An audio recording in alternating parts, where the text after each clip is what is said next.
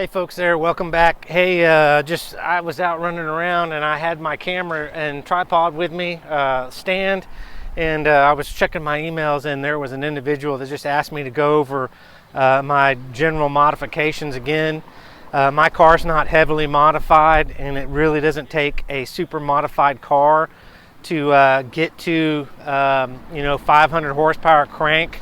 It really is just a tune and a good tuner, and it takes about 20 psi safely. You can do that safely. Everyone's pretty much doing that now as far as the tunes, with better understanding with this car being out for many years and it's being tuned now for more years.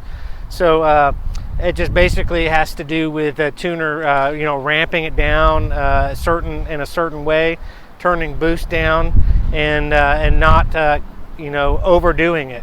So you can actually run up to 20 psi on the turbos. You just got to do it correctly, and wastegates and all the different controls that they have. But I'm just going to go over the mods real quick, because one person said I didn't have that in a video, and he or she searched through the videos and couldn't find. But again, it's very simple, basic. I've got a Racebox Hussein tune, 93 octane, simple as that. I have added, I didn't need to, but I added a AMS high pressure fuel pump in the gas tank, and that just helps. Well, in my initial thought, helps with running lower gas levels, so that when you accelerate the car and the gas flushes to the back, your fuel pump doesn't have as much starvation issues. That's in the car. I've got AMS airbox intakes. Let me just pull you around right here real quick. I've got AMS airbox intakes, really simple, and the car's tuned for those. I'm thinking what else in there. I've got the PLM heat exchanger. You can't see that, but that's right behind the grill. And that the car was tuned for all these things. So AMS intakes, PLM heat exchanger. I've got my wheels. Those are the Verde brand VF001 flow form forged wheels, 8.5 width in the front, 19 diameter, and Toyo ultra high performance all season front tires. I just went that route because I just thought it was better, because we have all kinds of different weather here. And then in the rear of the car, I've got the 10-inch wide Verde VF001 wheels with the Toyo 888R tires, and they're 285 width, and they're either 35 or 40 series profile tires, but they match within a couple of millimeters in height, because they're either 26.4 to 26.7. So we got the front and the rear there within spec, 285 rear tires. You got to have those, the width to get any sort of traction. 245s are what the car comes with, and that's just not going to cut it. And then I've got the MagnaFlow Performance Street Series exhaust, catback exhaust, high performance flow muffler. You can check them out. I think it's the 15310 model of their Q50 exhaust. You can either put it on the 3.7 or the 3.0T. It's got the X pipe design to it, which kind of equals out the sound and makes it less harsh and more suitable. Just more less raspy. It's got resignators, two 12-inch or 13 or 14-inch resignators on each side, so it's got two of them.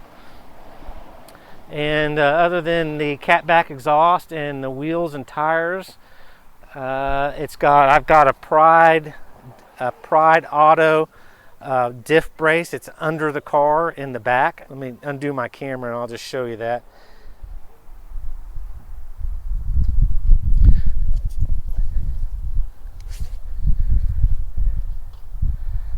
Hopefully you can see that there. There's the diff brace on there, and that just helps the rotation, or cut down on the rotation and the movement of the differential during hard starts, aggressive starts, and that can cause the differential to to twist and not put the power to the ground. And there's my Toyo 888R tires, 285 width.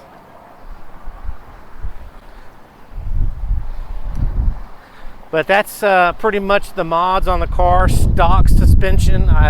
I would not do anything that would firm this suspension up anymore or make this a more harsh ride. Today, I was even thinking, man, the car is a little harsh over the bumps, and I'd like to even smooth it out some.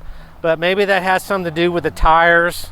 The Toyo tires are not going to be as compliant tires as some of the other tires. That's a more of a serious ultra high performance track type tire, road course tire that has good traction for, or better than average traction for, 0 to 60s, and 30 mile per hour, 0 or 30 to 60, or 60 to 130 mile per hour times. So it just gets traction better, from 0 mile per hour to 35 miles per hour. It's just a better tire than most of your other tires that you can buy, street tires, that is. But that's the car, and a heat exchanger and a tune is really all you need to have a lot of fun. 430 horsepower to 445 horsepower with a catback exhaust. I didn't go full down pipes because of emissions, and in my opinion, going half the full down pipe, with the lower down pipes, it's just not worth it in my opinion, versus getting retuned and the cost now of the lower down pipes and the additional horsepower that would net.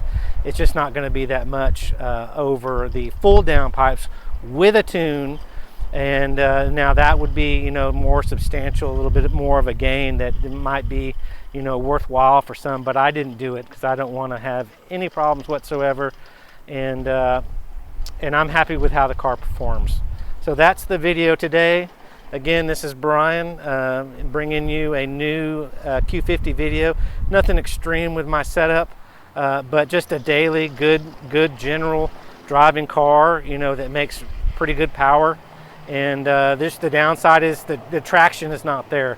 Even with the Toyo 888R tires, I spin those babies with launch control, all of first gear and some in the second gear, which hurts my times and acceleration. But it's not all about that. But have a great day. Thanks for tuning in, and check out more videos in the future. All right, bye-bye.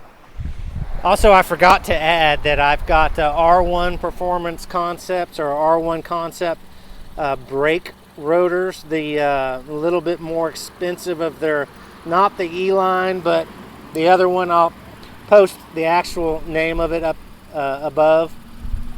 It's the drilled and slotted. They definitely were an improvement over my stock brakes. This car did not come with the sport brakes. It came with a lot of the other sport parts of the car, but it just didn't come with the extra large Okabono or Akabono brakes, the bigger brakes. But these are fine. The pads, I went with the R1 Concept ceramic pads, and like I said, I've been very, very happy with them. The level of bite and the brakes are really good. So you can see in there.